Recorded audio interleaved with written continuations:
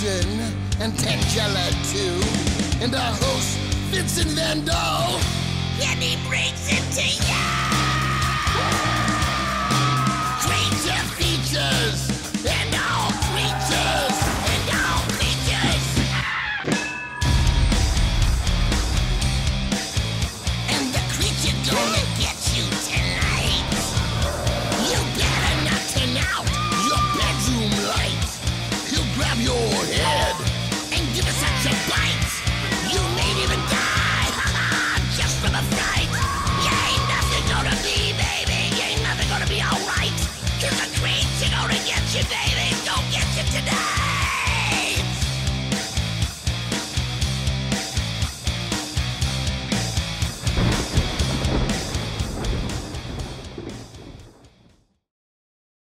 Good evening and welcome to the program formerly known as Creature Features. Currently entitled Creature Features, and that will likely adorn that same moniker for the foreseeable future. I'm your host Vincent, the delicate, diminutive damsel in this direction who happens to have the brawn of a hydraulic rubbish compressor is my amusing little muse Tangela. And the devilishly handsome bloke over to this side, who shops in big and tall boutiques but only frequents the departments who offer length over girth, is the major domo of my illustrious manor, the remarkable Mr. Livingston. And have we a most magical program in store for you? Because what could be more magical than the magical domain known as the Magic Kingdom? Why, Disneyland, of course. For joining us tonight will be someone who's been there no less than 8 billion times before and has managed to pen 2 books on the topic.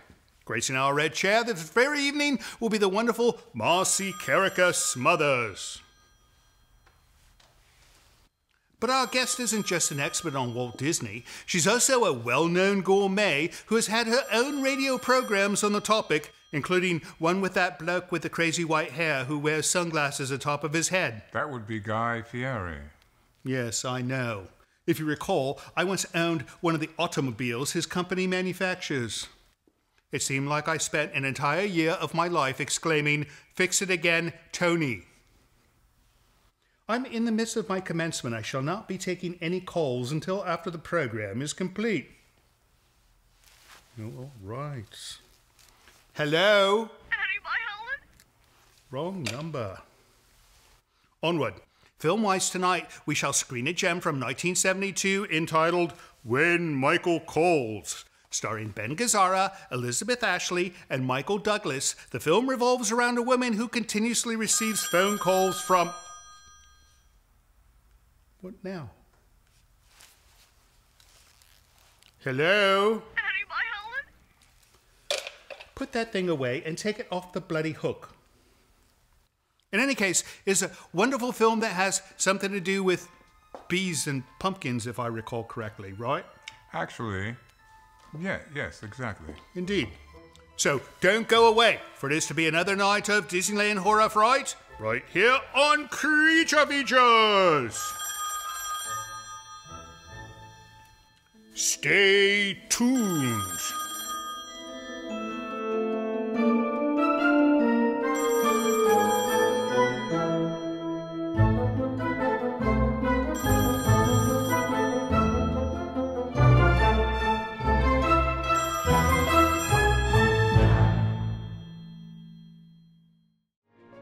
Portions of this program are brought to you by Micromat, making products that keep your Macintosh running at its best.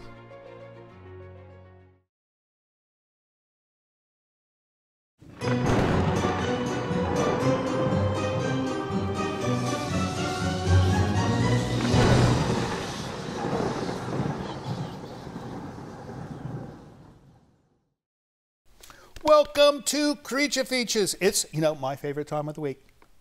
Maybe it's your favorite time of the week now too, I don't know. But it's their favorite time of the week because we've got a fantastic program in store for them.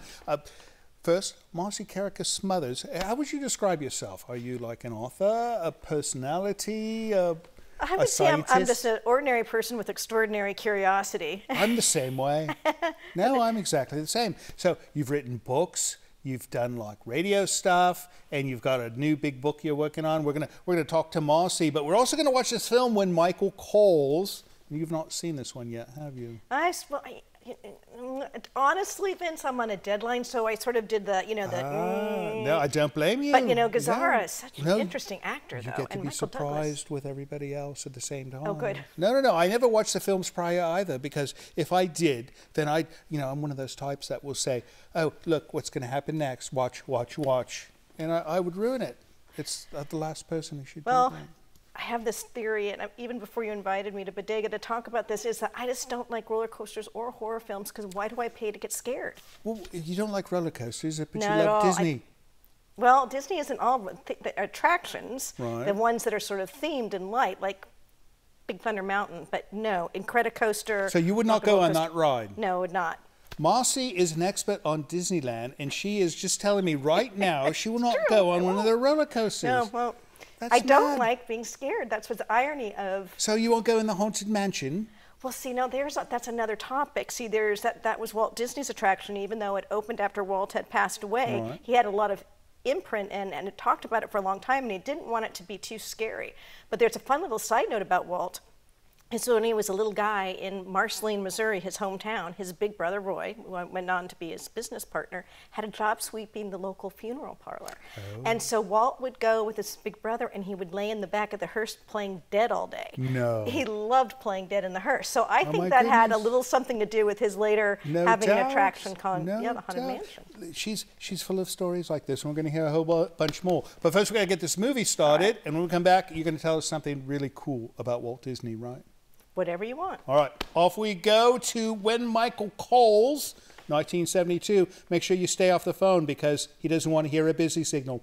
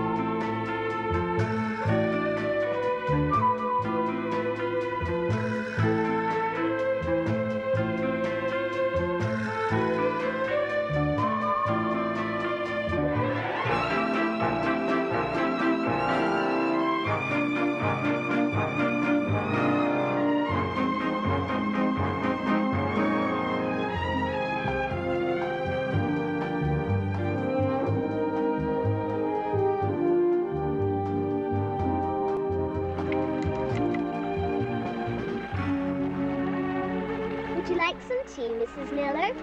Yes, thank you, I have some. Honey or sugar? Honey, please.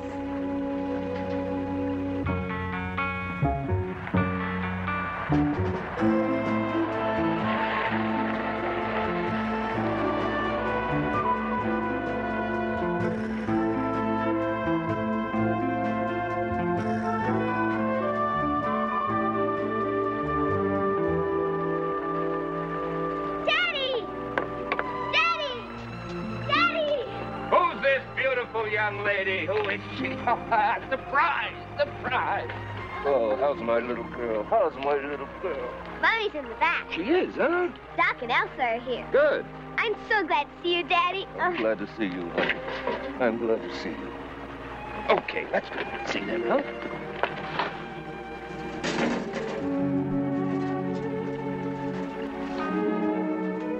Look who's here. Hello, Helen. Doc, how are you? Good to see you. Good to see you, Doremus. Hello, sweetheart. Doremus, what are you doing here? I came to see my daughter. What other reason would I have? I can't think of a better one. Would you like a drink? Terrific idea. Hey, you lost weight. You look great. Well, you look terrible. You're working too hard again, right? You said it. Huh? 4 days in Chicago, 2 in New York, back to New York, on a plane to London. Peggy, I told you the minute you came in from school to change out of that skirt and into some pants. I want you to do it right now, please, ma'am. Do what your mother says.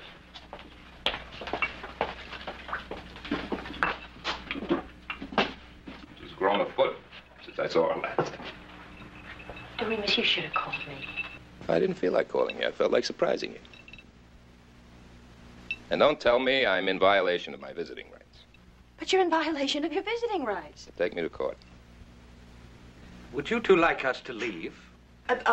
Absolutely not. I want you to just stay right where you are, please. Look, I have an idea. Why don't I take you and Peggy to dinner tonight? Because we already have plans. Oh, listen, Remus, you can't just show up just right out of the blue like that and expect everybody to just change everything all around for you, you know? I know. Smells good. Remus, I have a life of my own now, you know? Come on, Daddy. I want to show you my new dollhouse. Mommy bought it with the money you sent for my birthday. Okay. Thanks for the drink. See you later, huh?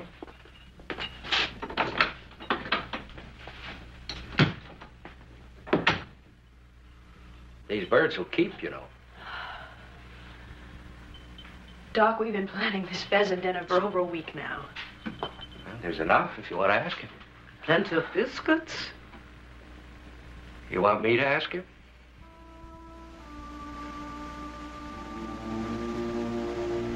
No. Now, honey, would you walk me to the car? Oh. I'll see you tomorrow. Okay. Come on. Down you go. Harry Randall, this is my daddy. Hello, Harry Randall. Come on, sweetie. He's new in town. I don't like him very much. What does he do? He works for Mommy and Doc Britton, and lots of other people. Where are you going now? Well, honey, I have to get back to the inn, make some phone calls. You know, my office doesn't even know where I am. I have no school tomorrow. It's Saturday. I know. Are you going to go to the Harvest Festival? I sure am. How long are you going to stay? Well, that depends on a lot of things. I'll see you tomorrow. Okay. Bye, Dad. Bye, sweetheart.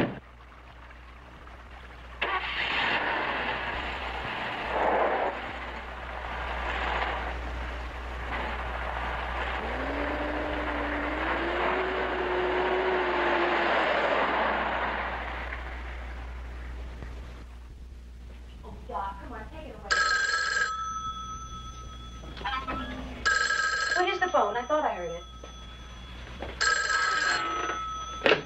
Hello? Hello? Annie, my Helen. Yes, hello? Annie, my Helen, I missed the school bus. Come and get me. Who is this? It's Michael. What? Hello? Hello?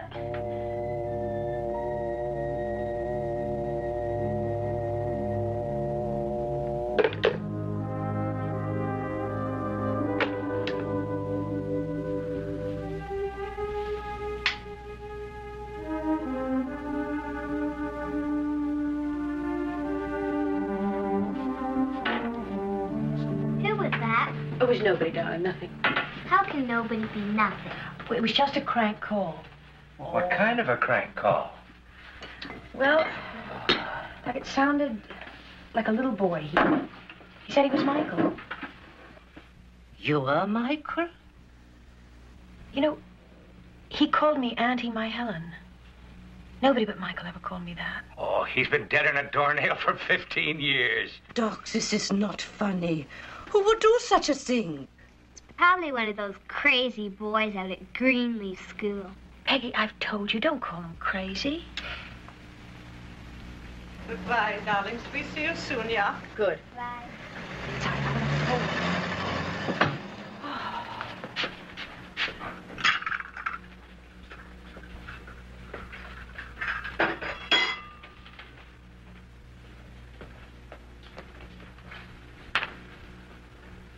Do you hate Daddy? Darling, no, of course not. Listen, I don't hate anybody. It's not nice to hate. I love him. I know you do, darling. I wish he lived here more of the time. Who's Michael? You come on upstairs and take that bath.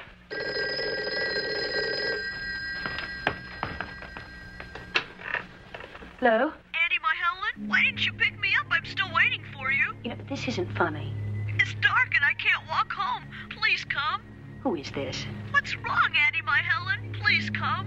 Who is this? Is that Michael again? Peggy, I told you to go take your bath.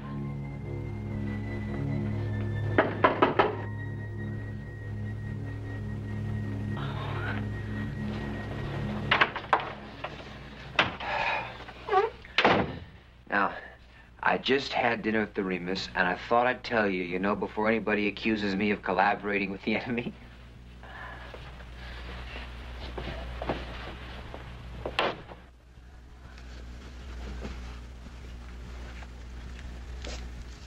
What's the matter? Greg, I just had 2 telephone calls from a little boy who said he was Michael. You're kidding. He called me Auntie, my Helen. But that's impossible. Greg, it couldn't possibly be one of your patients, could it? Now we don't call them patients.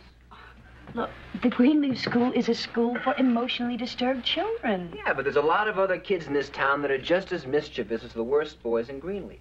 Maybe it's Michael Landers. He's always playing jokes. Oh. Peggy Conley, if you're not in that bathtub in 2 seconds flat, there's going to be no television for you for the whole week. I mean it, right now.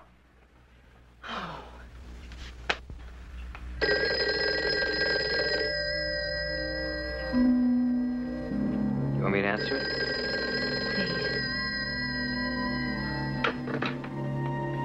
Hello? Who's this? The Remus? Craig? Yeah. Did I dial the wrong number? I was trying Helen. No, she's right here. Just a minute. Remus, thank you for a nice dinner. Don't mention. Hello? I'm calling to see what time I can pick up my daughter tomorrow. Dreamus, you're not playing tricks on me, are you? What? I mean, this is the first time you've called here tonight, right? Yeah. I tried earlier, but your line was busy. Why? Nothing. Look, what plans do you have with Peggy for tomorrow? Oh, nothing definite. Hey, why don't you take the day off and the 3 of us spend it together like old times, huh? I can't. Well, let's have dinner tomorrow night. I mean, we have to be family once while I'm here. All right, I'll cook something. Look, would you pick her up at 9:30 in the morning, please? Right. And if you change your mind about... I won't. Good night, Remus. Good night.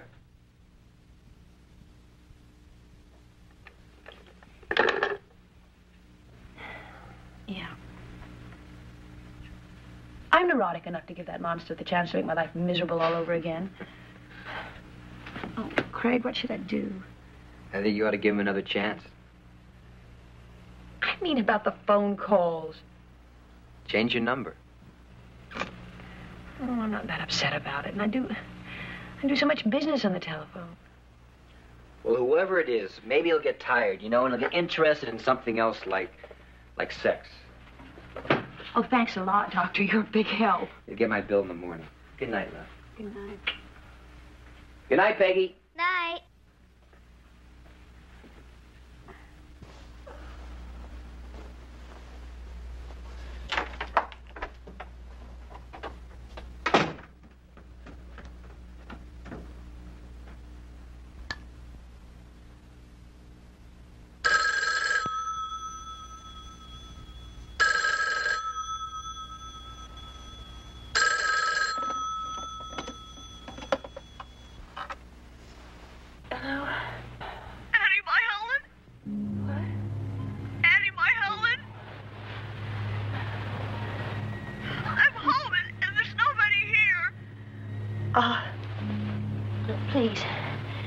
Please stop this, whoever you are. Just please stop it. There's nobody here. Where's Craig? Where's my mother? Could you just tell me, what do you want? Just please try and tell me what you want. Michael! I'm dead, aren't I? I'm dead! I'm dead!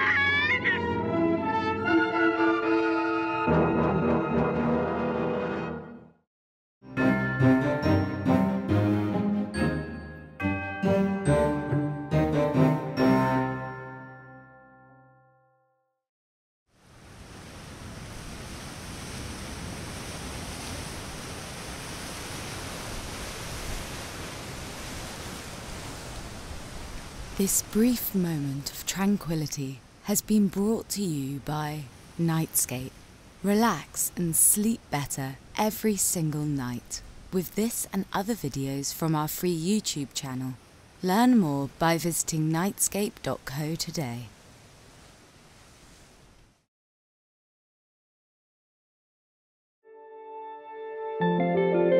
Guests of the show stay at Hotel E on Courthouse Square in Santa Rosa.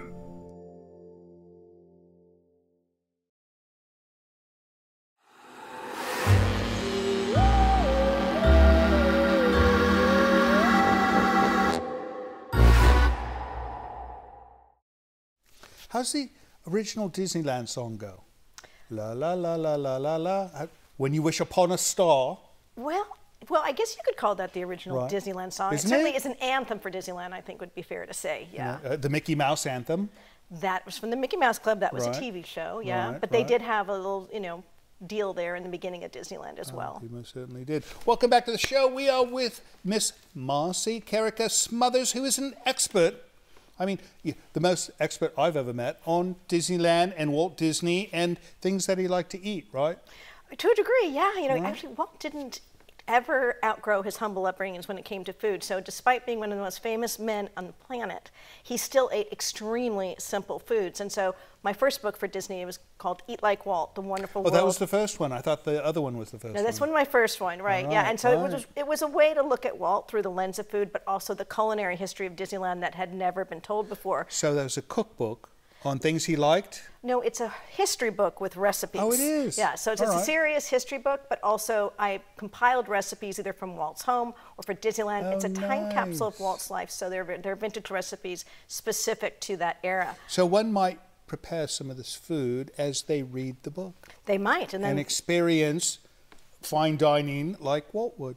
or dining, because he liked hamburgers and hot dogs far more than he liked anything Right. fancy. No, that's wonderful. That's wonderful. So you wrote that one first, and then you did another one called... The one that just got released is called Walt's Disneyland, A Walk in the Park with Walt Disney, and that's a different book. That is a story of Disneyland and the creating of it told in Walt's words and the people that built and created Disneyland with him. So both those books took me over 3 years. In Walt's Disneyland, there's over 300 sources to get all the quotes and pulled together, so you're actually hearing the story through Walt's words. I was going to say, you must have some inside secret sources to get this hidden data, right? Well, in the first book, Eat Like Walt, his family, Walt's family, his son-in-law and his grandkids cooperated with me. They're very private people, but they were wonderful, and they gave me a lot of their assets from the Walt Disney Family Museum. But I would say the biggest thing in my arsenal is the Walt Disney Archives, where all the intellectual property, all the memos, everything that is held for Disney. Where's this located? It's in Burbank, California. All right. Isn't there somebody, the daughter of somebody just had one here in San Francisco, some kind of archive There museum? is the Walt Disney Family Museum is in the Presidio here, Right. and that was founded by Walt's daughter Diane Disney Miller and his grandson Walter. And Did she offer any help? They're they're great partners. We wonderful. collaborate all the time. I love them. Well, we're going to hear some more stories about Disneyland, but first I'm getting the signal we got to get back to the film. So let's find out what happened when Michael calls. And, I'm getting calls from somebody who sounds just like this kid. All right, off we go. See you on the other side of the break.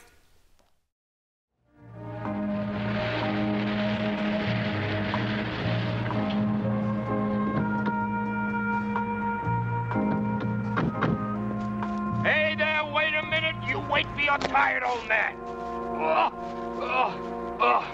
You're so big I can't lift you anymore. You know that? Who's Michael? Michael who? I heard Mommy and Craig talking about Michael. Oh. You must have been talking about Craig's brother. Craig doesn't have a brother. Well, he died a long time ago. Before you were born. That's what I thought. Did Michael live with Mommy like Craig? Yeah, I think both boys moved in with Mommy. After their mother went away. She was Mommy's sister, right? Right! She was crazy. Who said that? John Boyer. He said his mother says our whole family's crazy. That Craig is, and Mommy is, and that I'm a little nut. Is that why you and Mommy don't live together? Because she's crazy? No, because I am. What happened to Michael? How did he die? Well, you see, honey, he ran away from home and he got lost in a blizzard. Now, what is all this curiosity about Michael all of a sudden? Oh, just... Just, what? Just because. Where are you going? Where are you going?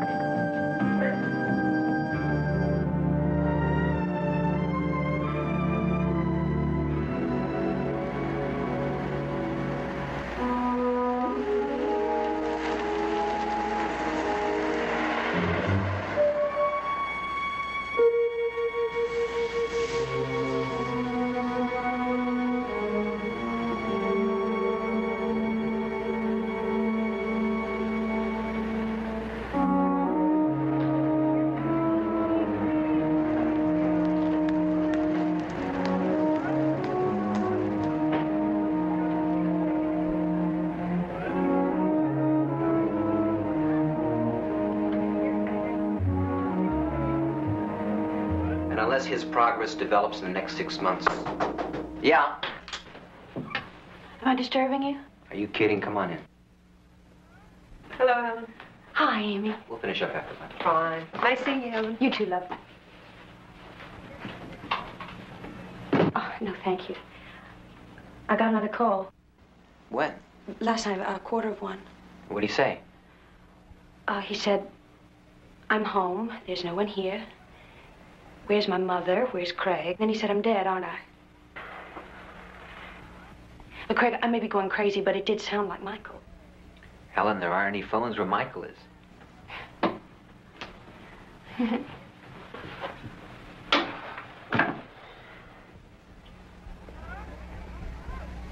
they use the phones anytime they want to? No, the only phones are here in the office, and the office is locked at night. And none of these kids has ever heard of Michael. Yeah. Craig, Mr. Quinlan wants the file on Terry Austin. Fine, I'll bring her right down.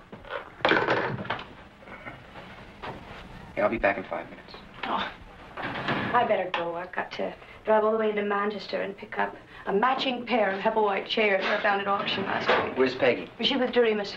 Listen, Helen, do me a favor. Call the sheriff.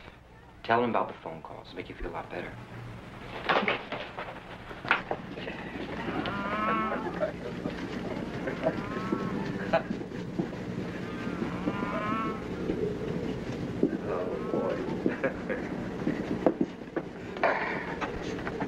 Well, how does it feel to be retired? Feel old all of a sudden? Old? Retired? Working harder than I ever did. Huh? Milking 100 head twice a day, fiddling around with my bees. Yeah, I got 24 hives now. 24 hives? That's a lot of bees. Doremus? Yeah? Helen called from Manchester and says she is going to be late. Thanks. She says for you to take Peggy to the Brownie meeting. All right. We better be going, huh? Okay. You still happy in high-powered law? Well, I've been thinking of getting a shorter haircut and going into politics. I'm not surprised. I always figured you might. It takes a long time to decide what you want to do.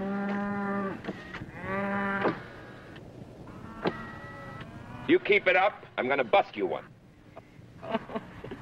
I'll see you soon. Hey, make time for a game of chess. You're on. Bye-bye, sweetheart. Take care.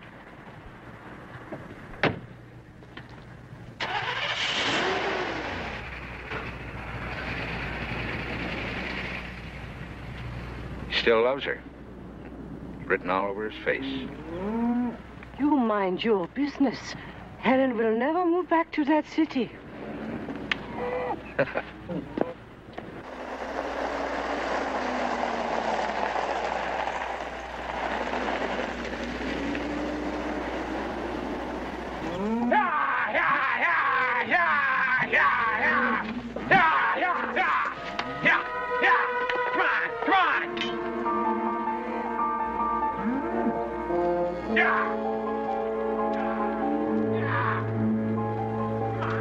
Hey, not so rough, Randall. You'll curdle their milk.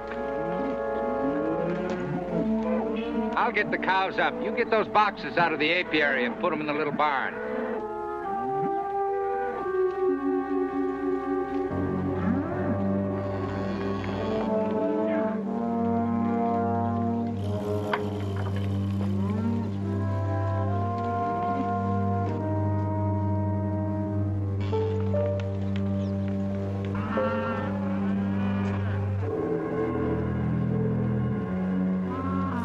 to go. Wait a second. I'm not as fast as you are. I don't need that. Uh-huh. 7. You did, huh? 6 of clubs, 6 of clubs. Don't cheat. Don't you cheat. Now, I'm gonna take that. Well, if Mommy doesn't get here in 5 minutes, I'll put the stakes on, okay? Okay. I go. I discard. Patience. Would you get that, darling? Okay.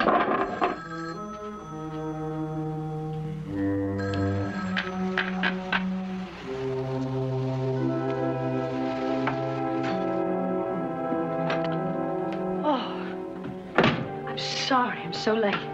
But the fog was so thick, I had to drive 10 miles an hour the whole way. That's all right. Remus, who's she talking to? I don't know. Peggy? Peggy! No, he's talking to me. Hello? Look, I know you're there. Hello? Peggy, what did he say to you? You're hurting me, Mommy. Peggy, answer me. He called Doc Britton names.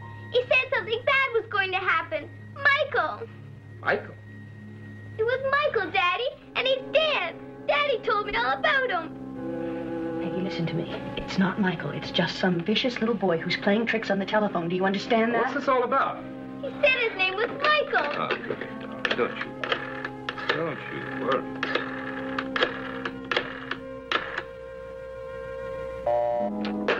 Elsa's line is busy.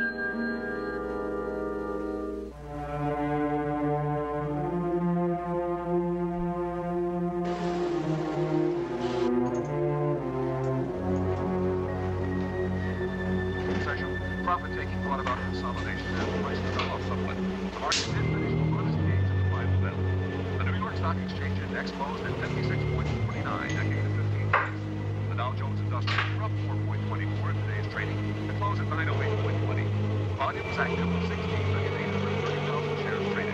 Transportation was up 1.67. Utilities were up 6.61. Advances led declines. 994. 61% of the stocks traded up, 28% traded down. On the American exchange, the American index finished at 27.42, a gain of 16 cents. The volume was active at 6,230,000.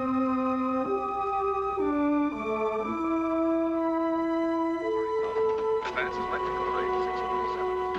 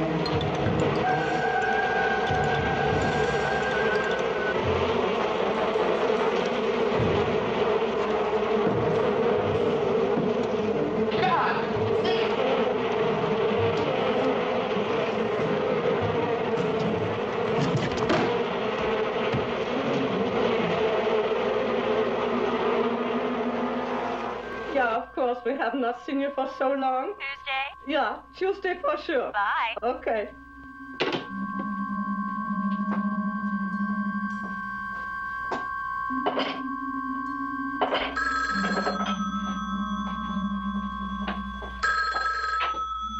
Hello? Elsa? Helen? Michael just called. He said... Oh, so now you are calling him Michael. Playing the game. Giving him the satisfaction. Let me talk to Doc. Yes, with the bees. I know it sounds silly, but he called Doc names. What? And he said that something bad was going to happen. Elsa? Elsa? Are you there, Elsa? I'll call you right back.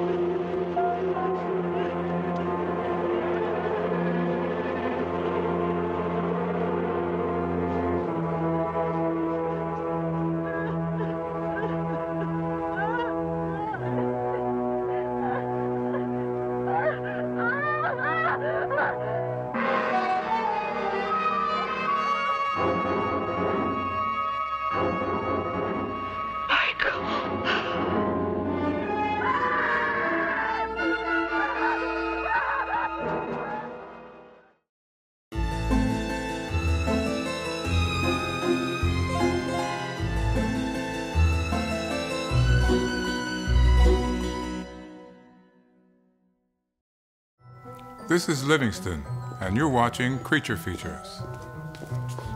Not now. Stay tuned.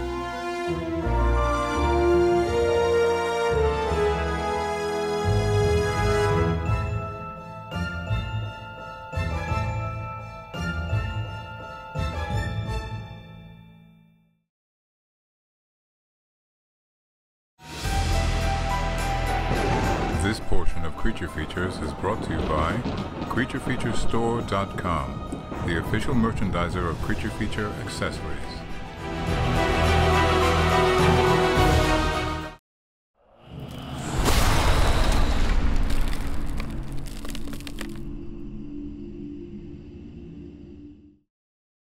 Welcome back to the show. Miss Marcy had to step away for a moment. I think she went to get one of her books.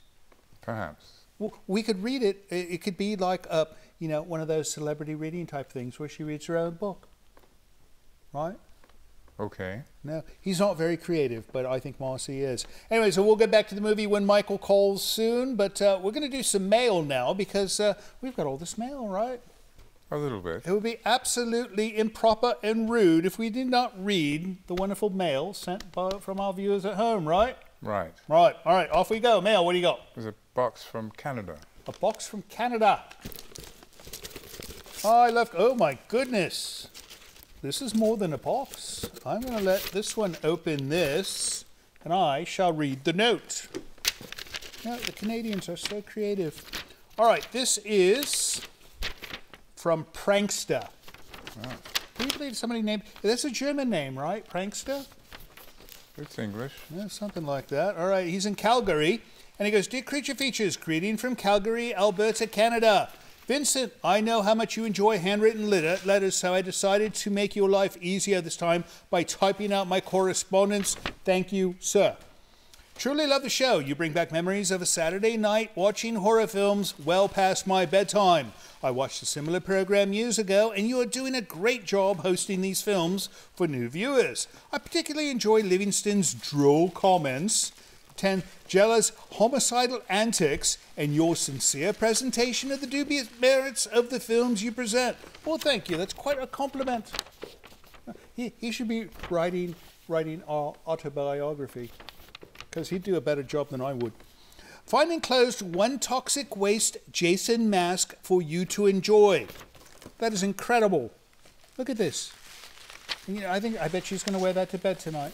I bet she will. Although I suspect Tangelo will claim it to wear while roaming the halls or a local graveyard.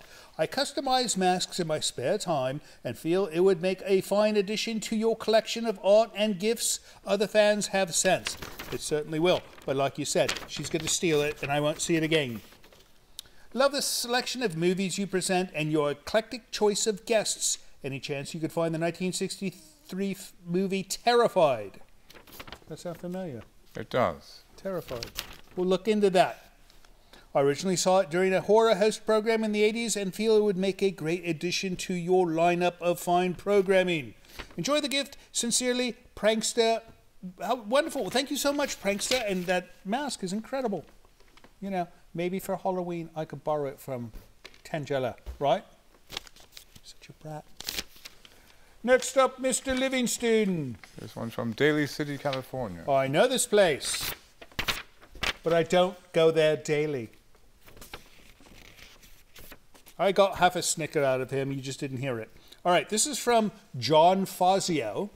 And he goes, "Hi, Vincent and Mr. Livingston. Have you ever thought of being available to your fans through Cameo.com? I know this. This is that thing that Zetro does. Yes. Where he speaks into his phone and he sends messages to people who pay him large sums of money. Yes, Cameo. Having you two available on Cameo would probably be a great hit. You know, I don't think, you know, I thought of this, and who in God's name would want us to send a message to them? I mean, what's he going to say? He's going to clean up your room. Mr. Livingston says clean up your room. And what am I going to say? Watch horror films, keep America strong? No, you know, it would just, nobody would pay us. People would give us $1 just to not do it. I have no doubt. Unfortunately, Tangela would most likely have a hard time communicating directly with fans, but maybe one of you could help her communicate her messages on that platform.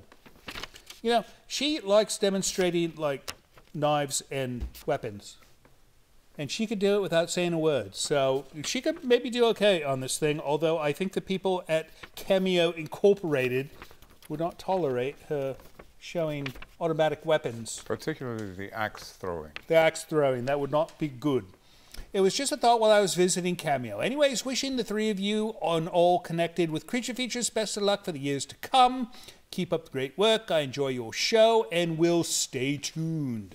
John Fazio, Daly City. Well, thank you so much for writing to us, sir. And we hope things are going well in Daly City. Yeah, everything is always nice in Daly City. It's always sunny in Daly City. They should make a program called that. Savannah, Georgia. Savannah, Georgia. I love Savannah. You know why? Why? Because it's not like the real Savannah that's blazing hot. The Savannah Desert. Right? Very funny. Yeah.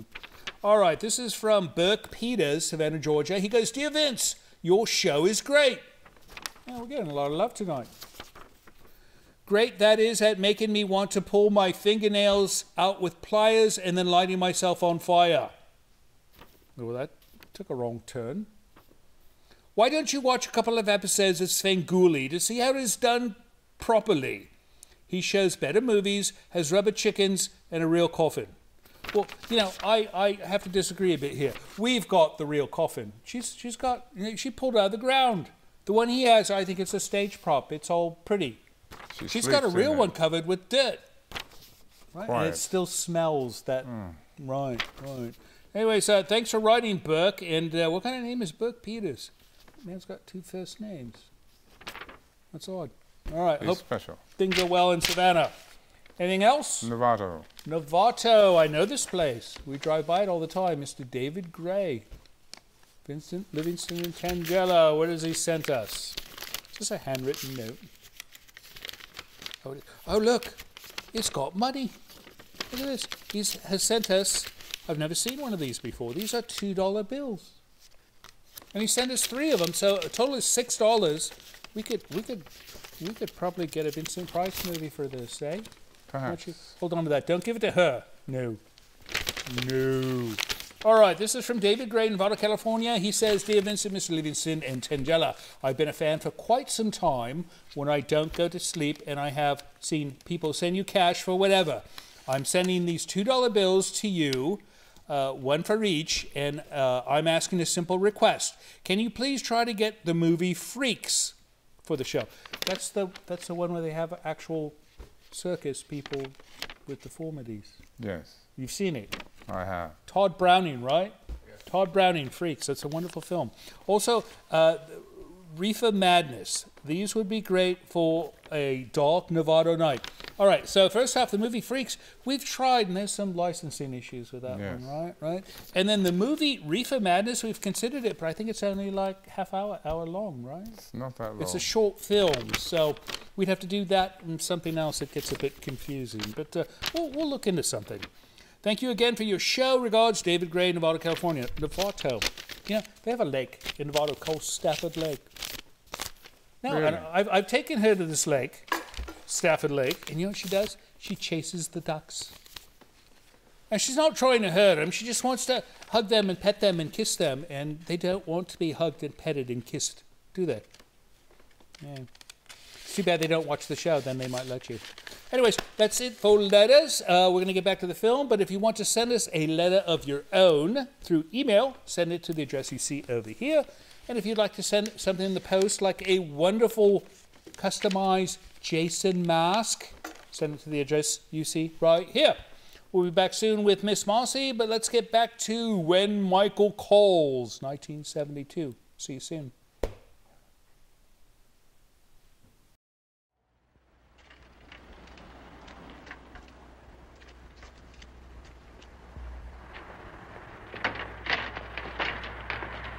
You know about them phone calls, Mr. Connolly? Yeah, I found out about them last night. Everybody knew about them but me. Had to be an accident, bees swarming like that. What about the boy Elsa saw? Only Elsa's testimony there was a boy at all. Could have been some neighbor boy cutting across the pasture. Or maybe one of them Greenleaf boys sneaking out at night. Wait a minute, Hap. Wait a minute. Nobody missed the 8:30 bed check, and it's a 20-mile hike from the school to here. Could have hitched a ride with somebody. All kinds of possibilities. Mind if I look around? For what? Curiosity. Help yourself.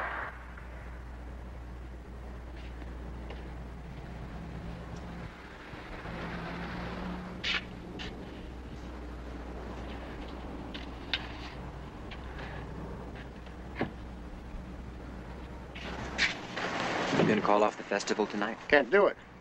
People coming from all over. I explained to Elsa, and she understood. She said Doc would have wanted us to go on.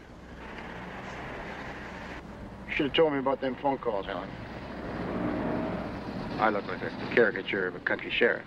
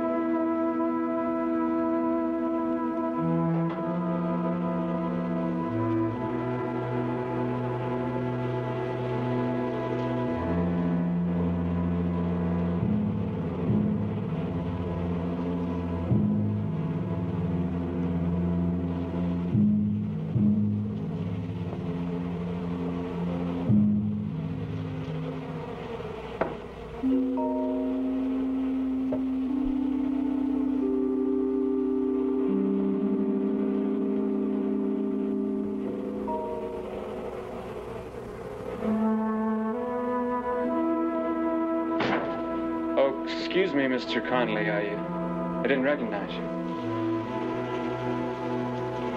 Harry Randall. Oh. It's terrible. I mean, what a way to die.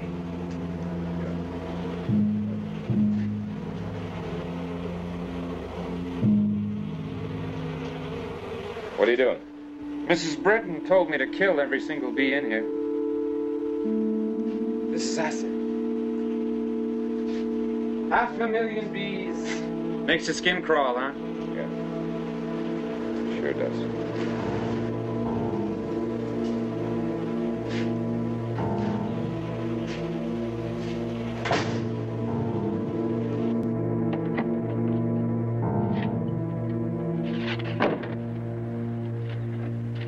What does chloroform smell like? Nail polish. Oh. Take a whiff. That smells like bananas. How can chloroform smell like bananas? Because it's not chloroform. It does smell like bananas. I'd have this analyzed if I were you. Lab I use, Mr. Connolly. It's closed on weekends. Then open it.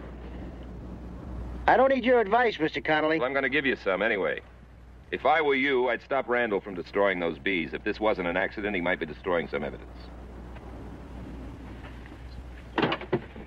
Let's go.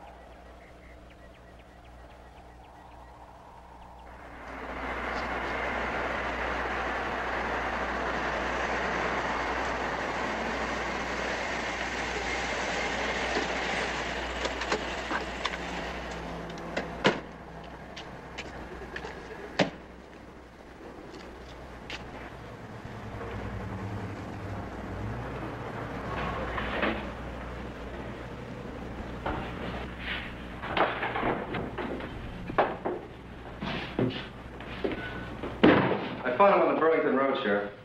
I'll be in the next office if you want. You stole that bottle out of my car.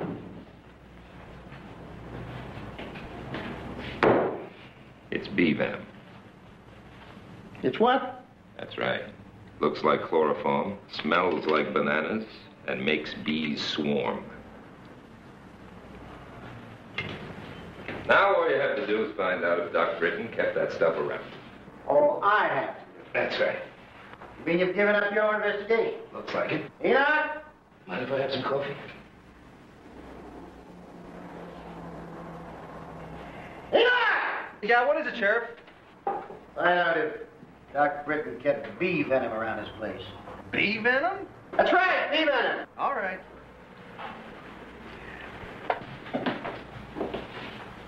Now, how'd you find that out? I went to the university and talked to an expert. What would Doc Britton be doing bottling bee venom? I'll explain it to you. See, there are beekeepers that collect bee venom for research. Now, the bees are put on an electric grid, and a current is passed through them, and the venom drops into a pan, and then the venom is sold. Sheriff? Yeah. Elsa says Doc's been working on a salve for rheumatism made out of bee venom. Says he got a pint of it from a lab in New York last week. You want to talk to her? No. Tell her I'll call her later. Yeah, okay.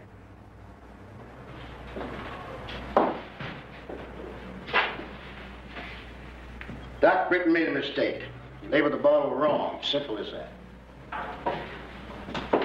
I know what you're thinking.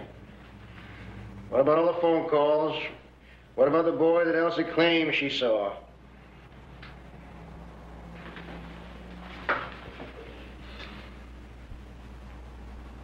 It wasn't Michael.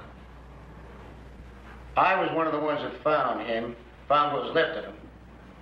I was in the front row of that funeral 15 years ago. When you found him, what was left of him? He'd been gone 7 months. So how'd you identify him? There was a plaid coat with his name tag on it. And that's it? Yes.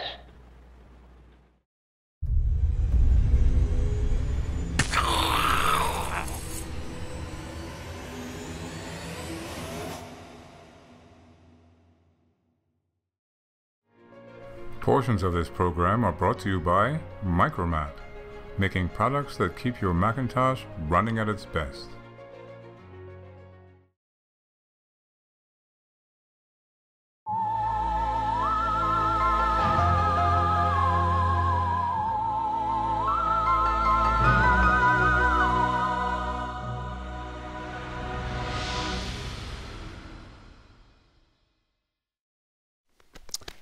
You know, Marcy Carriker Smothers, that the bloke making these phone calls does not sound like a teenage boy, or he sounds like a woman making the call.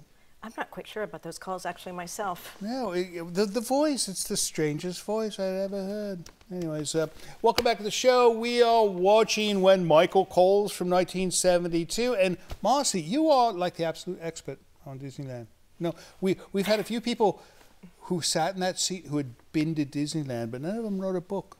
Well, I'm flattered. I don't really like that term expert, but I do take my work very, very seriously. No, you are very serious. We actually had, last Disney person we had was an animator. In fact, we've had probably 3 Disney animators sat right in that seat. Okay. So, but they knew nothing about Disneyland like you. In any case, I know nothing about movies, so we're even. But you do know an interesting story about Walt that you could tell us today, right? Well, when you're in the Walt Disney Archives, it's like everybody would think of you. You have access to so many cool things. It's like Christmas. You make your list, and you what do you want? You say you're in the archive. In the archives, in the reading room. This is like a bank vault. It isn't the bank vault in the back, but the public area is actually a display and exhibit, and there's tables for the researchers to work at. Nice. It's also open to the public. If you happen to be working at the studio or on a tour at the studio, you're invited to come in almost all the time, look at some of the assets they have out in the main room.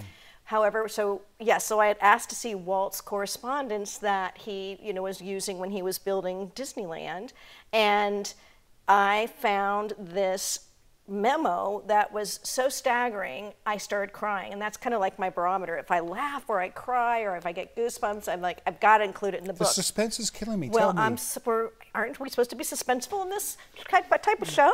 No. I'm impatient. I'm impatient. What did you find? Anyway, so there was a 1958 memo, and this is really going to resonate with our friends who go to Disneyland a lot. It was 1958, and Walt was advised that there were these really long lines for the sky buckets that used to run from Fantasyland to Tomorrowland. Right. Walt did not like his guests to have to wait in line long. So he said, what about if we establish a single rider line and ask strangers to buddy up and ride with other people? Right. Now, single rider is a giant thing at Disneyland. Some of the most popular attractions have separate lines other than the regular queue that you go in and you don't get a ride with your party, but you do get on the attraction faster. So for the fact that Walt was thinking about that in 1958 and it wasn't even realized for decades later, to me was astounding. Well, it's the most efficient way to do it, right? Well, it is efficient. I don't think there's strangers at Disneyland either. I think it's a separate culture. People are so kind. But yeah, that idea of that you would take, I don't know Vince doesn't know Marcy, we're both waiting in line. Hey, if you guys ride together, you'll get on faster. That was Walt. Right. Genius. Yeah. Well, the man was a genius. He would come up with, he had to figure these things out. Like, the monorail. He could not afford 2 rails, so he said, no, let's just use one. I don't know. Right? Okay. In any case, let's get back to this film. We'll talk about that during the break. And when we come back, you're going to tell us another interesting story about the Haunted Mansion, right? Yeah, great. All right. Off we go. When Michael calls, don't answer the phone. See you soon.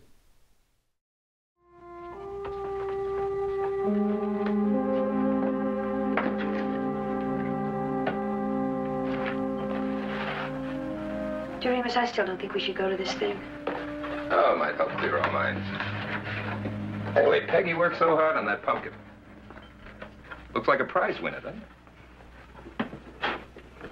it? Peggy, come on, love, hurry up. We're going to be late.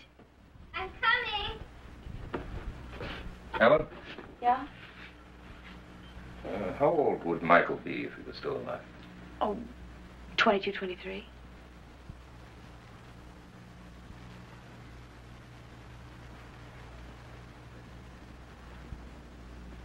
Doremus, that's impossible.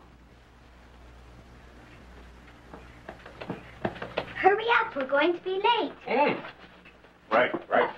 I bet my pumpkin's much better than John Boyer's. Oh, yeah? Why's that? He's got no artistic temperament at all. Oh, artistic temperament. We get the light? I get the light. Go, go, go. You get the door? Yes, I locked it. Okay.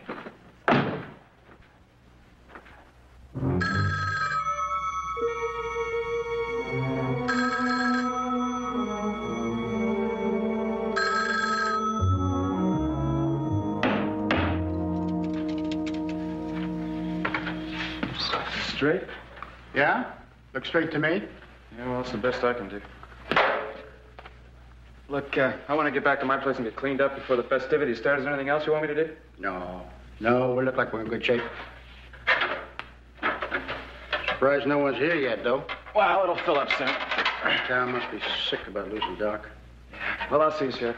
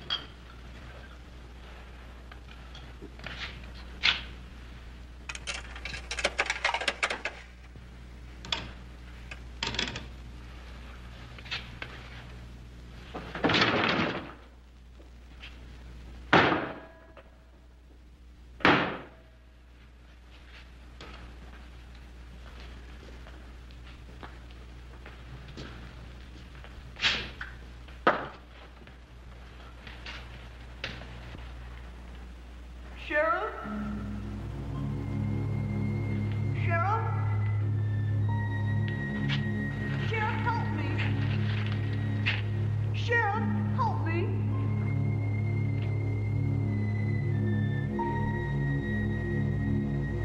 I'm over here. Hurry.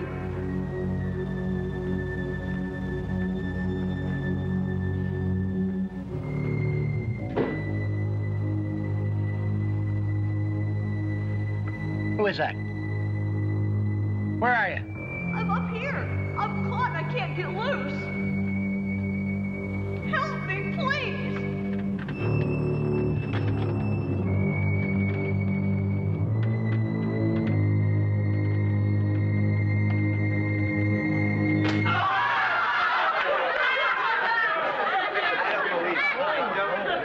Here you go.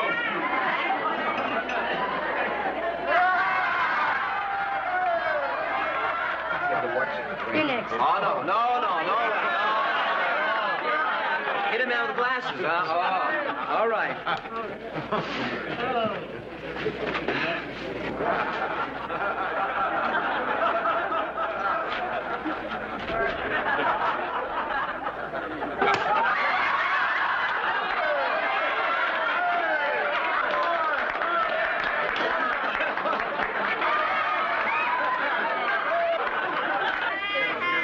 Fifth pie in less than an hour. You're a brave man. Where's Amy? One of the kids got sick. She's with him at the infirmary. Mr. Young, No more. Oh, yeah!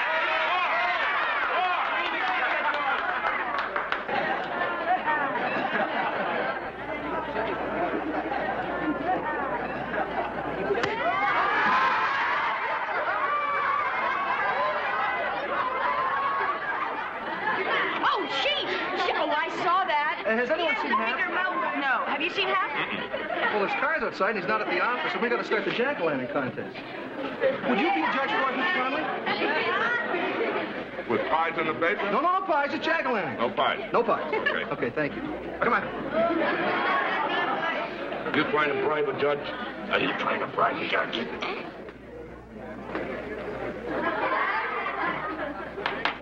Ladies and gentlemen, boys and girls, may I have your attention, please? yes. We are now ready for the judging of the jack-o'-lanterns. Is there anyone here who hasn't given his jack-lantern to Mr. Mills? They're all behind this curtain. Are they all lit? Up. Right. Ready for the drum roll? Now, we're going to turn the lights out for a few minutes to get the full effect of these wonderfully carved pumpkins. Lights out! Drum roll.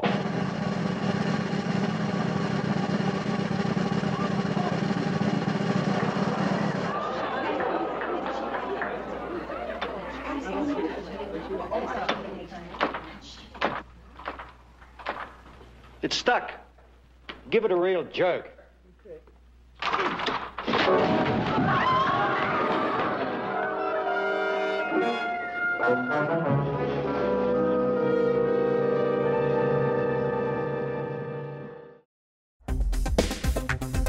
Hello, Creature Features. My name is Alan, and I am from the humble little city of Neenah, Wisconsin. Just wanted to call and say we love you guys. Me and the missus watch you every week, and I have 2 questions for the gang. Number 1, could you possibly show Halloween 3 Season of the Witch? It would be perfect for your show. And number 2, could you please invite Michael and Jessica from the Grim Life Collective back to the show? They are awesome. Have a great week. Bye-bye, guys. We love you.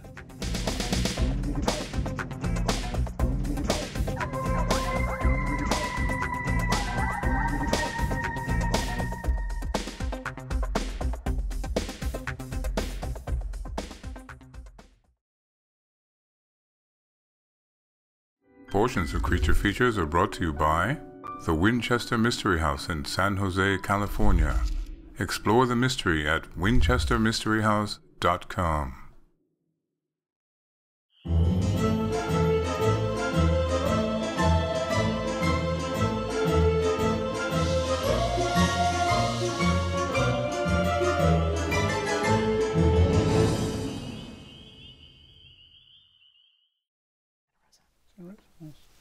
Welcome back to the show. We are watching When Michael Calls, 1972, with Marcy Carriker Smothers.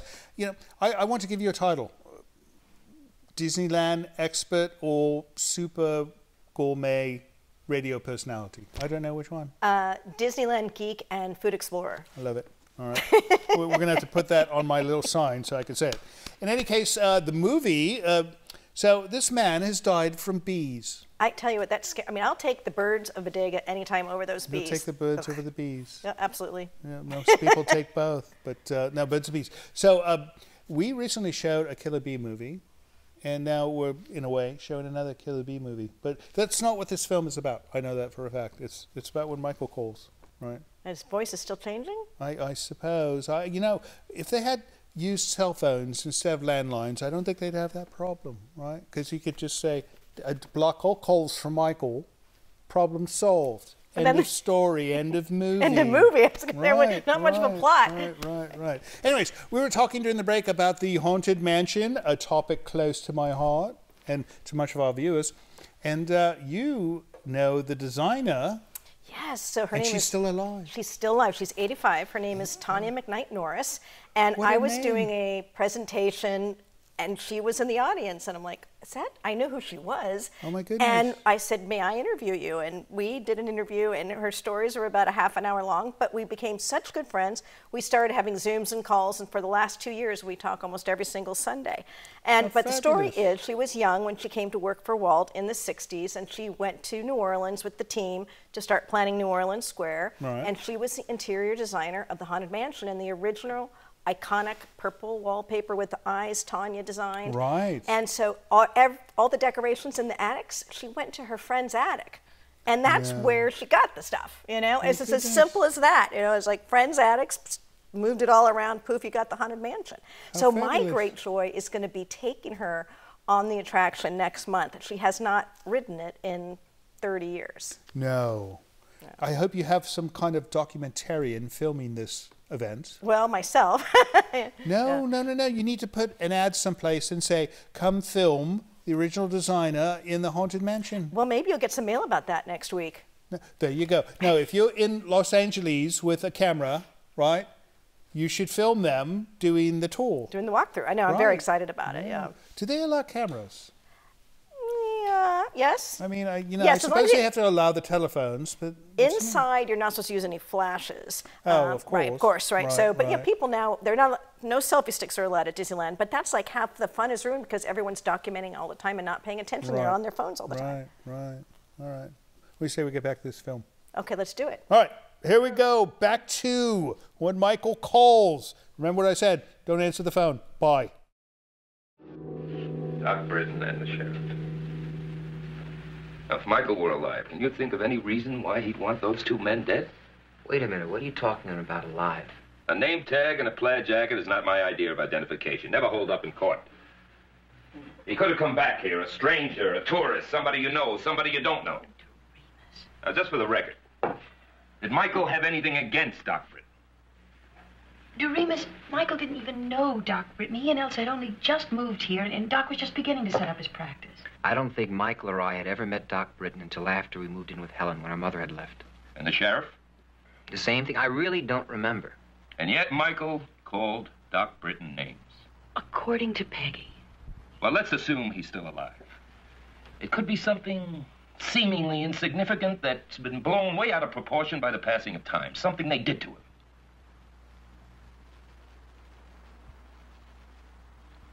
Well, maybe it wasn't something they did to Michael, but what they did to our mother. What did they do to your mother?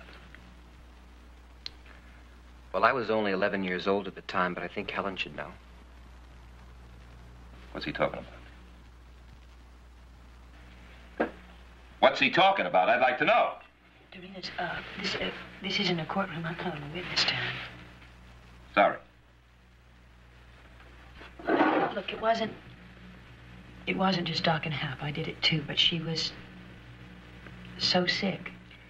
You see, evidently my mother was one of those doomed people that you run into from time to time in my line of work. See, Doremus, she tried to hurt herself, and she tried to hurt the children. She had to be committed, and I had to make that decision.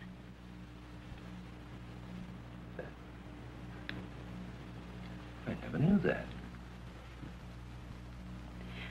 Well, she accused me of doing it so that I could take the children away from her, and Michael believed her. He always believed her. But you see, there wasn't any other choice. She was insane. And she had to be declared incompetent by a physician, right? Yes, and Doc Britton signed those papers.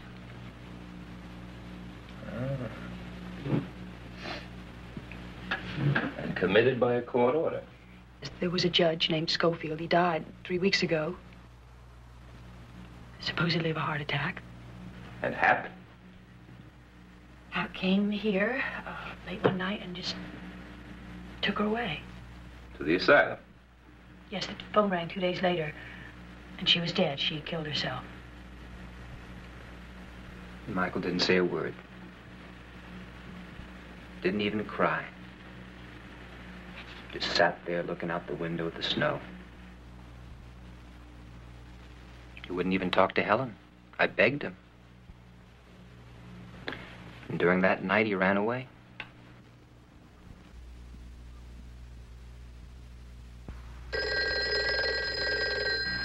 Answer it.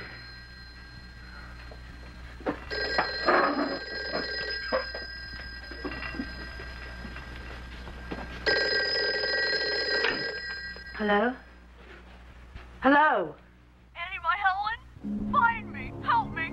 Stop me! Please help me! Hello, Michael? Help me! Stop me! Find me! Michael, this is your brother Craig. Hello? Michael?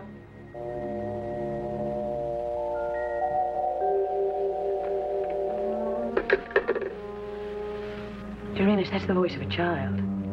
Somebody doing a pretty good imitation.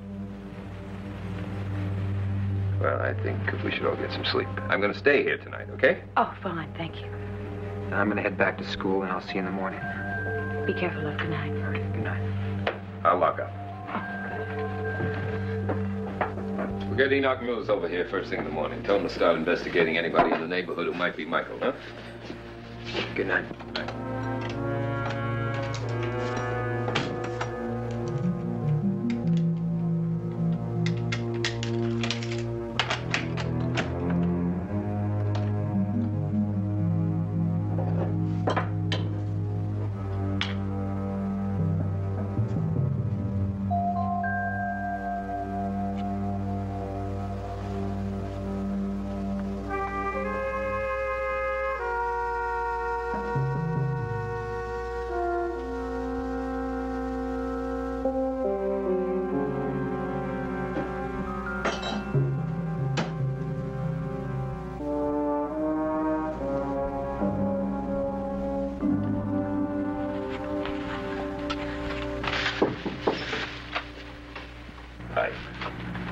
Bye.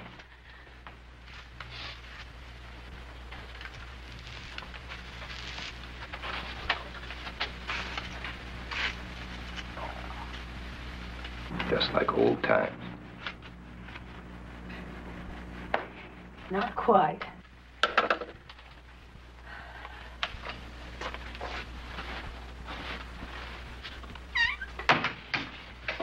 You can sleep downstairs. That's it? No. You'll need a pillow. You know something? I heard that statistically, people who get married and divorced invariably get married again. Of course, not necessarily the same person. The couch is really very comfortable.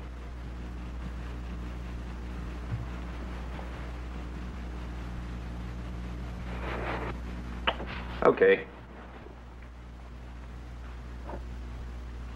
Doremus? Some other time.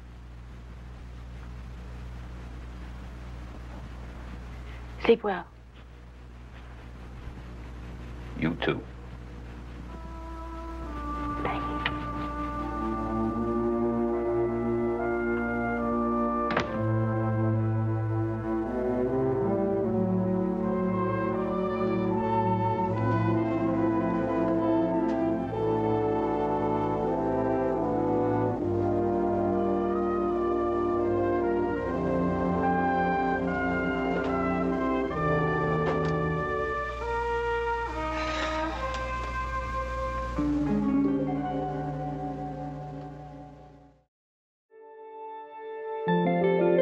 Guests of the show stay at Hotel E on Courthouse Square in Santa Rosa.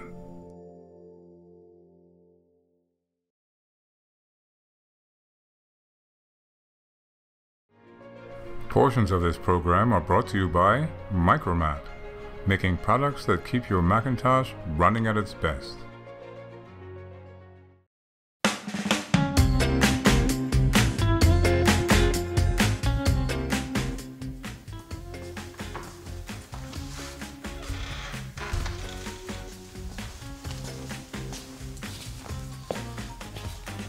Angela, I asked you to set me up with a blind date, not a dead one.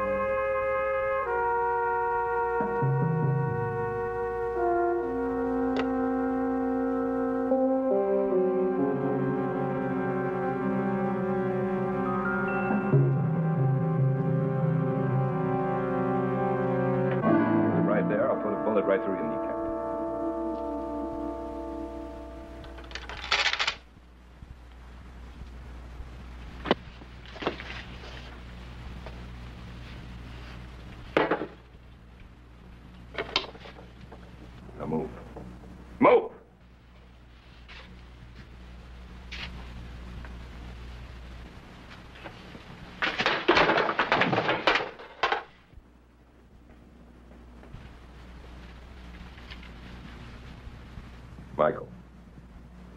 That's Harry Randall. Take a closer look.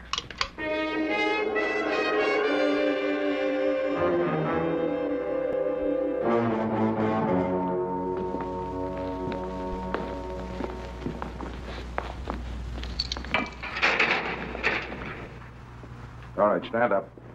That's all right, I can see him.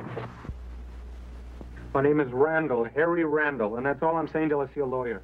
Randall, Harry Randall. Turn your face around this way. Randall, Harry Randall. Randall, Harry Randall.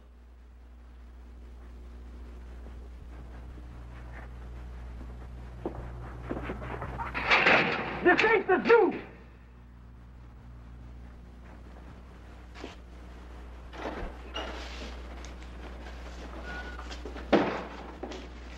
That's not my brother. I know. I just got the report from the state police.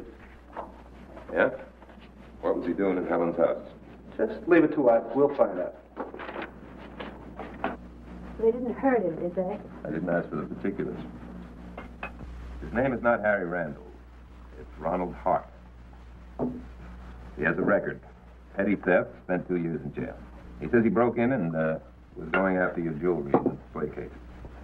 He says there were so many strange things happening around here, he thought he'd get out of town before somebody put the blame on him.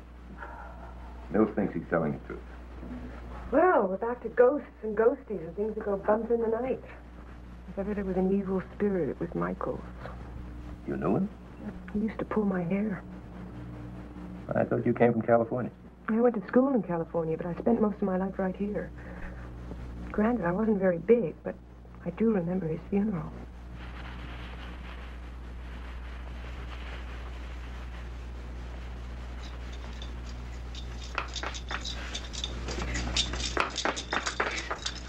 Oh. What do you want here? Who are you? Mrs. Conley. Mrs. Conley? Well, how are you, Mrs. Conley? I'm just fine. So am I.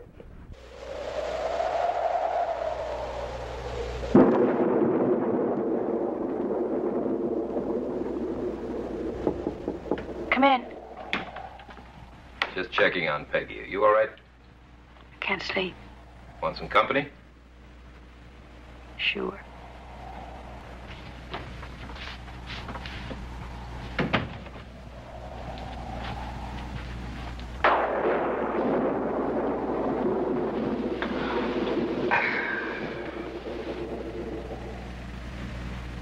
Guess what? What? I'm gonna kiss you.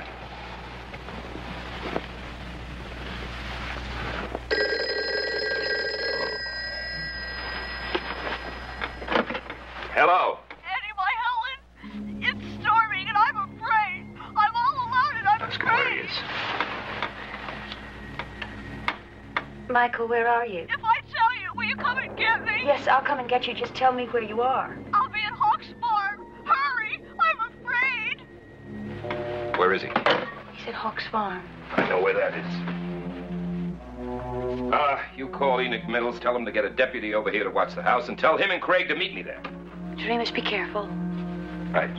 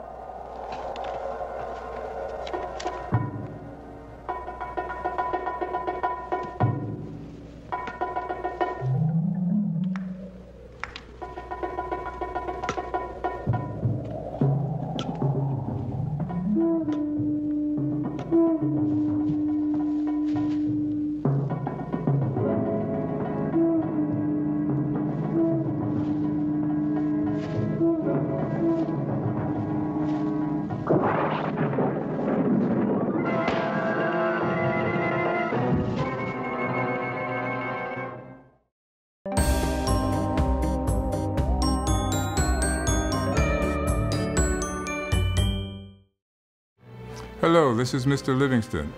It would appear I have been tasked with requesting you to help our show financially by visiting our Patreon page. Your generosity will help us keep Creature Features on the air. With only a few dollars a month from you, your kindness will allow us to continue creating new entertainment for your viewing pleasure each and every week. And if you have the desire to give more, you might even receive a gift from Tangela. I think not. Please visit the website below to learn more. Thank you.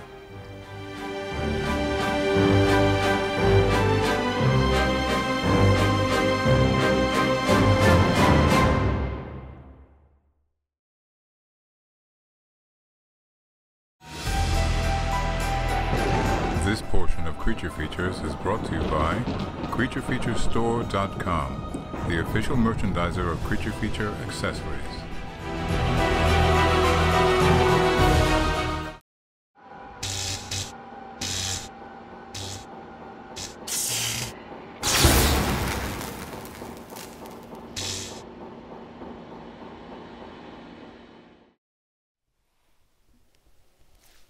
This thing with the police following on pumpkins, this is a common thing in this country. I don't think so. No, I thought not as well. But it's never happened to you, has it? No. Yeah, all right. Too much boring. Good.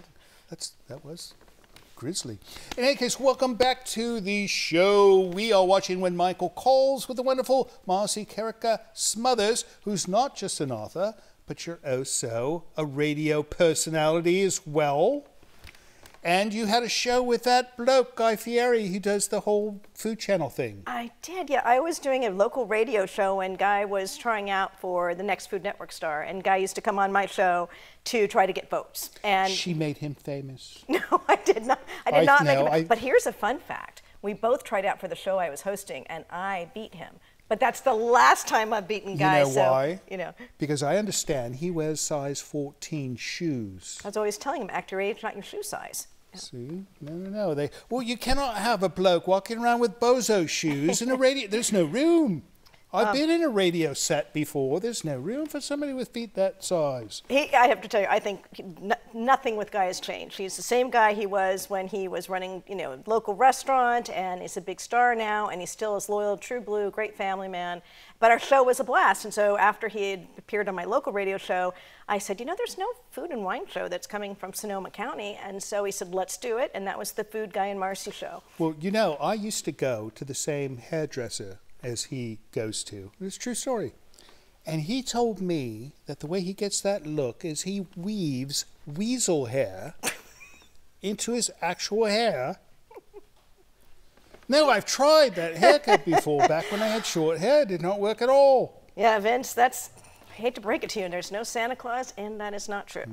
All right. Well, she would know because she worked with him closely, and so it's his real hair. It's his real hair. Yeah, people always think this is fake. It's real, right? You saw it. It's real. Pull my hair. All right. So you did that show, and then he went off to do his thing, and you continued doing that show. Any more radio things for you, or are you done with that? I'm, for now, done with it. I've had some interesting offers circling around radio, but I'm so dedicated to my books, and books are take a very intense amount of time and have very firm deadlines, and I find it mutually exclusive to be a radio host and to write at the same time, because for every hour that I'm on the air, I usually prepare 1 to 2 hours minimum. Oh my goodness! Just to be ready. I don't do anything like that, obviously. No, besides, you don't have a face made for radio. You have a face made for television, right? Right. All right. What do you say we get back to this film, and we're going to wrap it up, right? This is the end of the film. All right. We're going to wrap up the film, and then we come back. We'll bring Tangela out. You have not met Tangela yet. You're in for a treat. And we'll wrap it up, find out what you're doing next, and how to learn more about you. So you stay there. I'll stay here. You stay as well. You can hold till the end of the movie to use the loo. And we'll see you on the other side of the credits.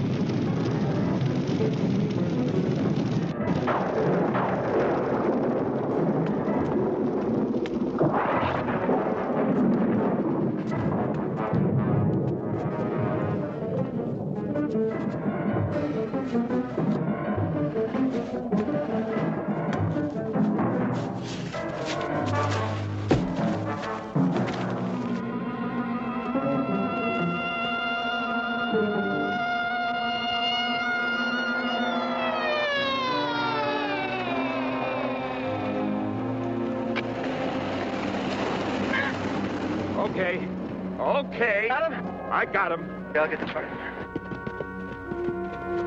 Peter? Peter? It's all right. You know him? Yes. He's one of our boys, Peter Mathis. Well, he's the one. Impossible. Is it? Tell him. Come on, talk! Will you? Stop it! Now, look, I don't know what he's doing this far from school. But I'll tell you one thing, he's not making any phone calls. How do you know that? Because he can't talk. He's a mute. Come on, Peter. Peter was definitely in his bed at 10:15. I was on the floor myself. I saw him in his room. And less than an hour later, he's 5 miles away. Has he ever run away before? Contrary to what everyone in this town thinks, the Greenleaf Boys are not constantly running away. Actually, he has, Mr. Quinlan. The first week he was here, he ran away twice. I'd like to talk to his roommate. He doesn't have a roommate. Well, then I'd like to see his room.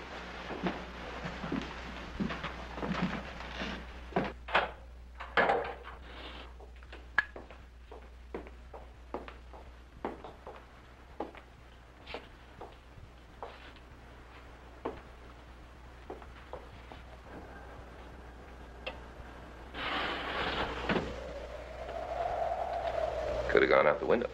Yeah, if he part Billy Goat. Yeah. Well, I wouldn't try it. It's a long way down.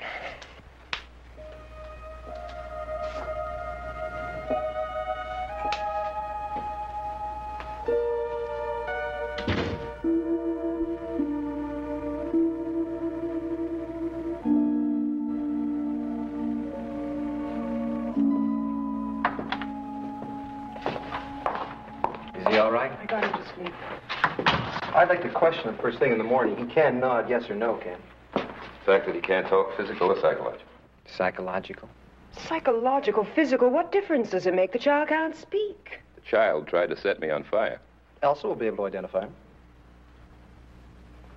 Well, he was at the festival with the rest of the school, wasn't The night of the festival, Peter had an upset stomach, and I sat up with him right here. We didn't leave the infirmary.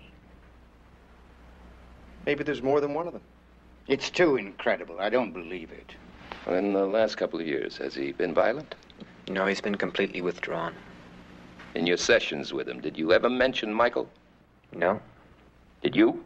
No. Well, where's he from? What's his background? I have his records in my office if you'd like to see them. I would. You get his records, bring them back to my office. Amy, here are the keys to the cafeteria. Make us some strong coffee and some sandwiches. If this has to go on, we can at least be civilized. Would you like a drink?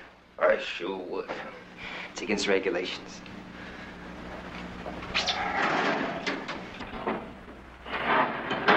Did you speak to Helen?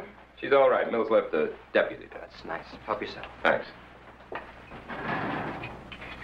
You know, Doremus, it's quite conceivable that Michael didn't die and is living around here someplace. I mean, we don't know who he is, but when Peter sneaks out at night, they meet.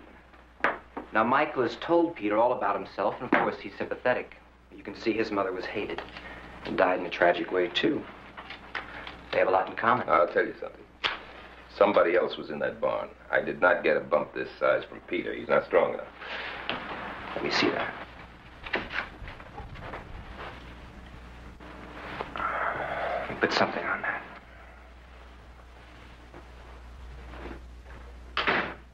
And it's very strange.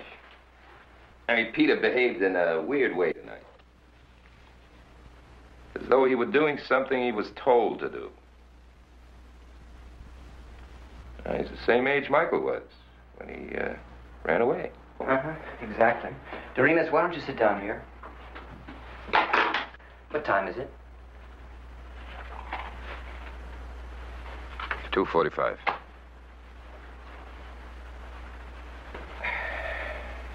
Ouch.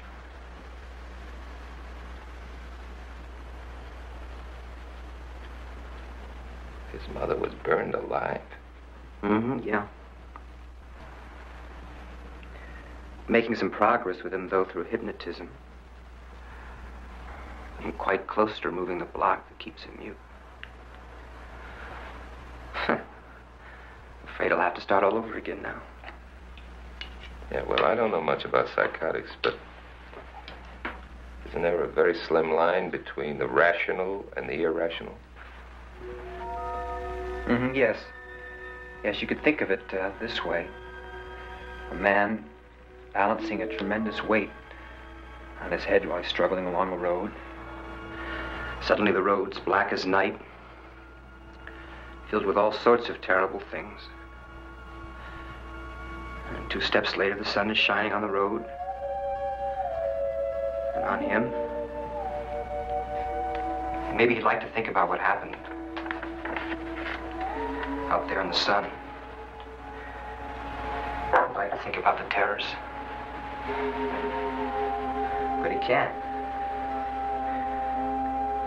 He can't stop. He can't stop, not even for a moment, because the weight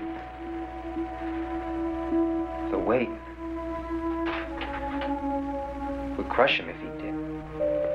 Well, I've never met a psychotic. But isn't there a time when any small stimulus could send him into a world where the nightmares never end?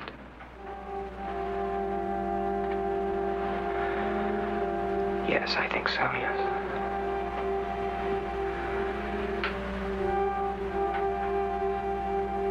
Don't you think you should give yourself up, Craig, before that happens?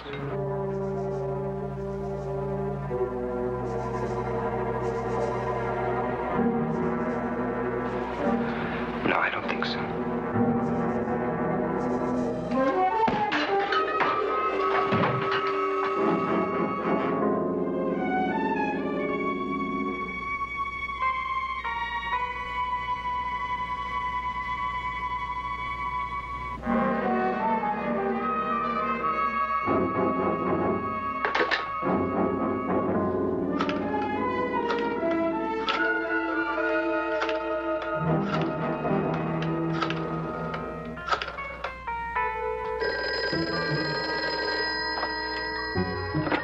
Hello? Helen? Craig. Yes, listen, I can't explain now, but something's happened. Now, I'll be right over, but until I get there, you mustn't answer the phone. You understand? Michael mustn't know you're home. Do you mean he's alive? Yes, but don't answer the phone. Do you hear me? Is the deputy still there? Yes, he's parked in front of the house. That's good. Craig, where's Doremus? He's coming with me. Listen, I can't talk anymore.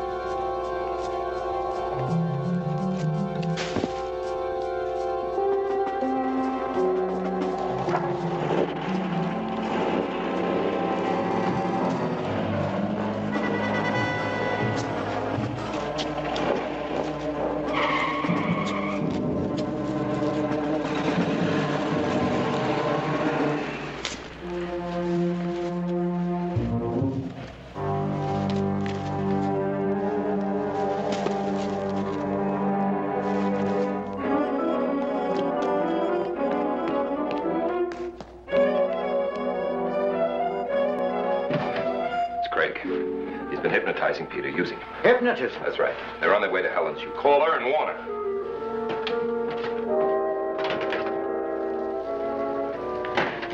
Oh, radio my man in front of the house. Right.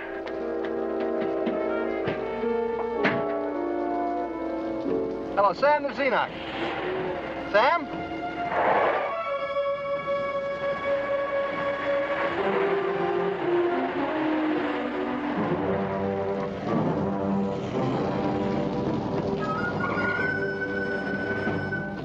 This will wreck the school. Answer, Helen, answer.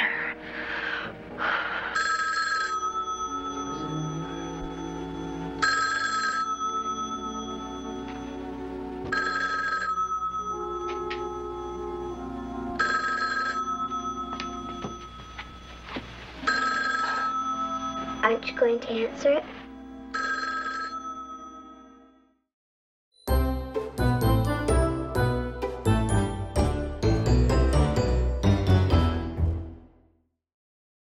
This is Livingston, and you're watching Creature Features. Stay tuned.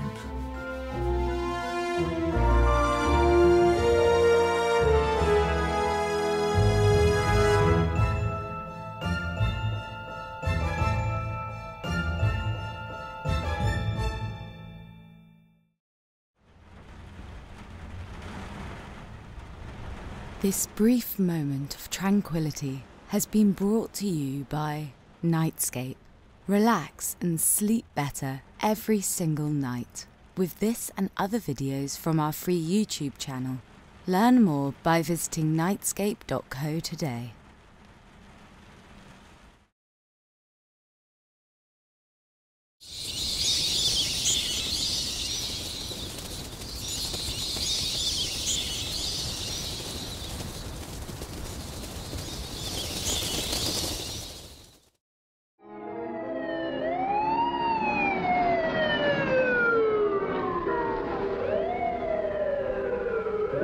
Bill said to do what? Set up a roadblock on Highway 1. Oh, he told me to stay right here. Why don't he radio me? There's a two-way in his car. His radio's busted. He told me to stay here with Helen. Enoch. Enoch. This is Sam. Come in, Enoch. Okay, Craig, I guess you're right.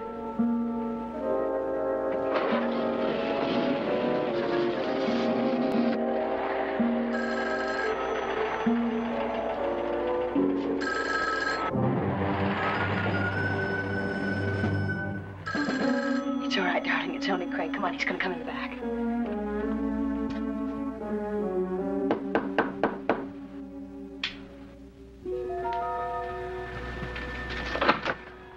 Oh, Craig, thank goodness.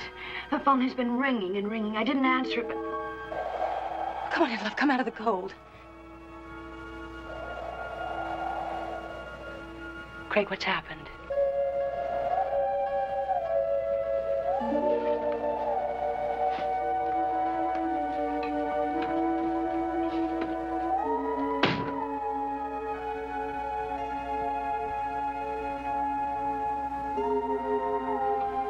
Who's this? Michael. Say hello to your auntie, my Helen.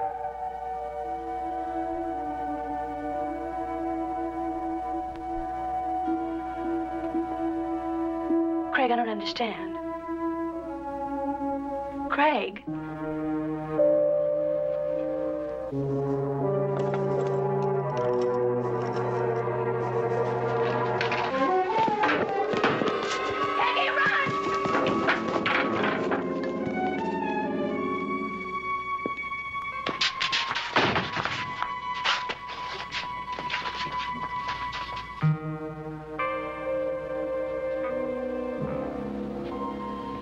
Did you see Helen?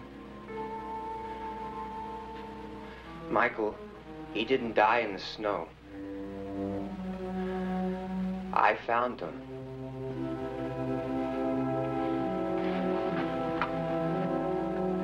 Michael.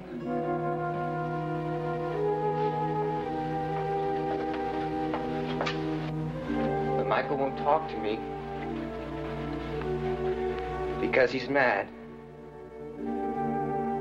He's mad because I let you take our mother away.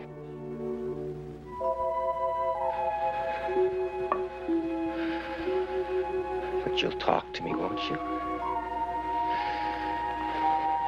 You'll talk to me when the last one's dead. You'll forgive me. You'll forgive me.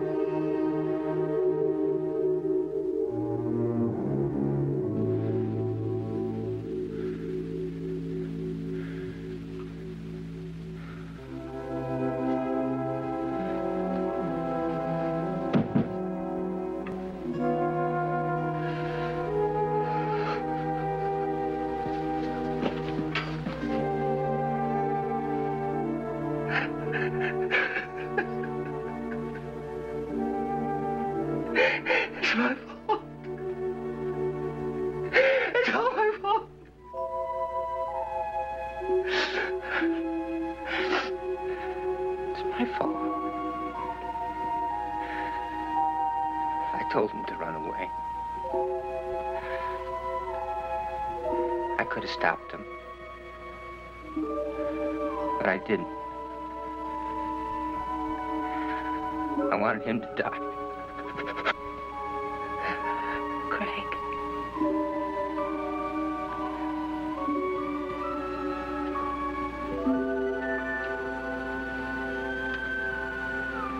Craig? He was a favorite.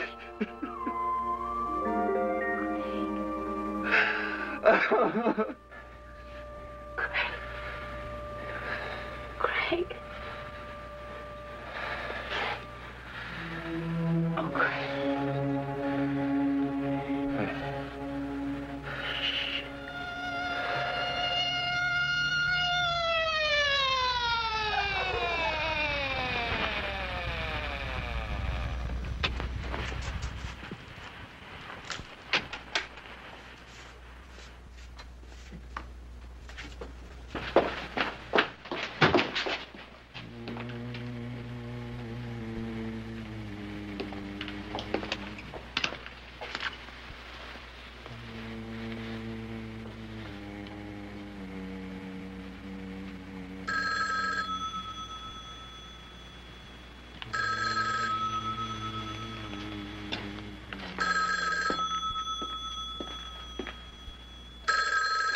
Hello?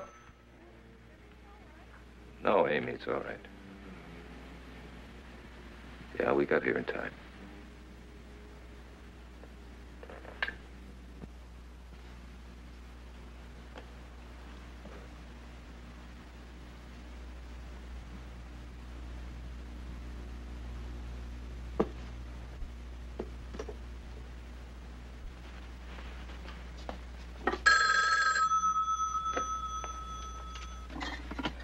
Hello? Just a minute. Doremus, pick up the phone. Hello? Andy, my Helen, why didn't you pick me up? I'm still waiting for you. It's dark and I can't walk home. My mother's gonna be mad. Please come. We found a bunch of phone calls that Craig had recorded on a cassette. Apparently, he hypnotized Peter to dial your number and then play the machine. What's wrong, Annie, my Helen? Why are you mad at me? And the psychiatrist from New York said the kid's going to be okay. He can't remember anything, and apparently he wasn't involved with anything that was going on. Unbelievable. Now, Amy had breakfast with him this morning, and he wouldn't stop talking, so at least one good thing came out of this. Maybe two good things, huh, Helen? Thank you, Enoch. Goodbye.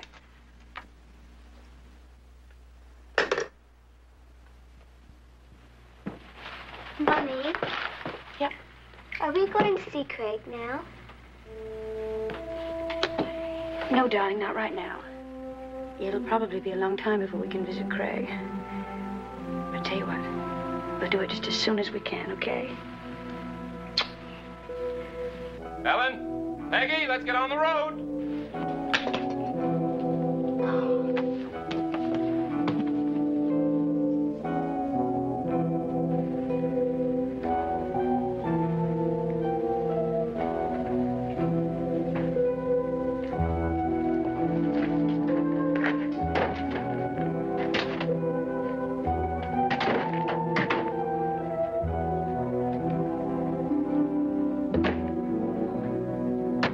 Just like old times. I hope so.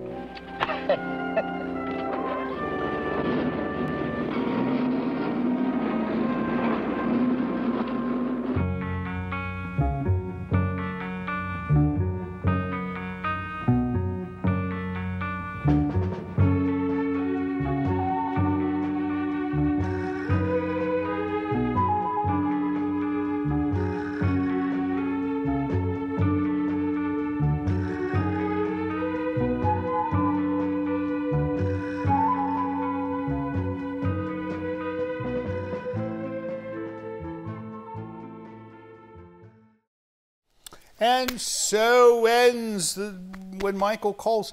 It turned out to be Michael Douglas the whole time. Oh, what do you think of the film? Oh, yeah, she likes films with creepy children. Well, you know why? Because she's a creepy child herself. dear. Or at least she used to be until she became a non-child. You know, that works out quite nicely for you, that mask.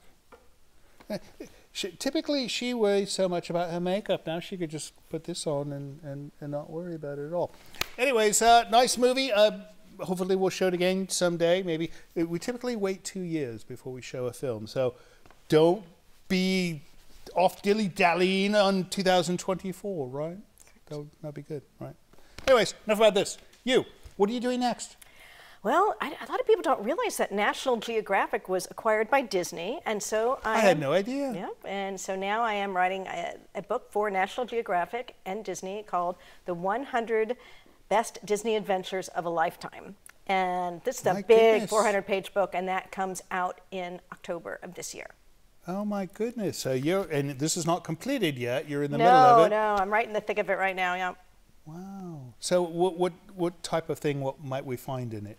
Everything from free things like pin trading to the best food in Tokyo Disney Sea to the best attractions to. But you get to travel to all these places. No, I have to use my imagination. Right. Because you're an Imagineer. Right? I wish, and I'm not an Imagineer, but that would be an ultimate thing for me. Well, someday, right?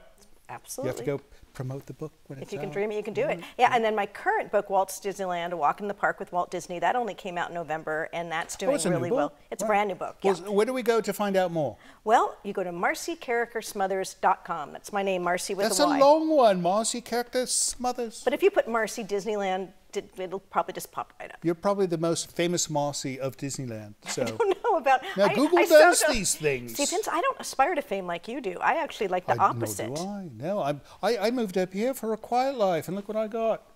Jason. No, she's insane.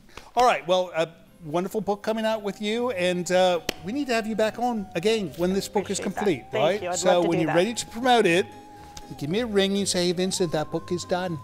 And we'll come and then we'll plan your adventure for promotion. Love that. All right. Thank you so much for coming tonight, Marcy, and we hope to see you again soon. As far as you guys go, thank you for watching this movie with us. We they'll probably like it, right? This is the type of movie you folks at home typically like, is it not? Who knows? Maybe. We'll see. Write to us if you hated it, or write to us if you loved it. Either way, we love you, and we will see you next week with a different movie. We've got Grim Life Collective coming next week. Everybody loves Grim Life Collective, and we will see you on the other side of the week. See you next time. So, Marcy, this thing about you knowing the designer for the Haunted Mansion has me intrigued. I'm thinking, you know, I need to spruce this place up a bit. Is there any chance we can hire her to redecorate my home? I just don't think you have Walt's budget.